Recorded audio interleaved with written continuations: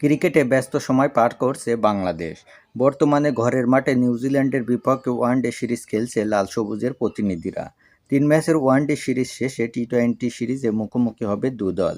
এরই মধ্যে Bangladesh cricket board BCB Pakistan ও অস্ট্রেলিয়ার বিপক্ষে হোম সিরিজের জন্য সূচি ঘোষণা করেছে।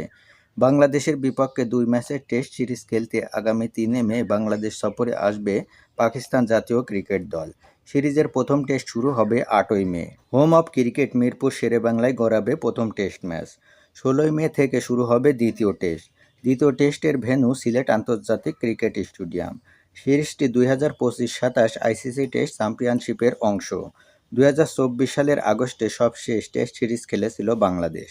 পাকিস্তানে অনুষ্ঠিত সেই সিরিজটি 2-0 ব্যবধানে জিতেছিল সফরকারীরা। পাকিস্তানের বিপক্ষে টেস্ট সিরিজের পর জুনে 3টি করে ওয়ানডে ও টি-20 ম্যাচ খেলতে বাংলাদেশ সফরে আসবে অস্ট্রেলিয়া জাতীয় ক্রিকেট দল। বাংলাদেশ অস্ট্রেলিয়া ওয়ানডে সিরিজ শুরু হবে 9 জুন।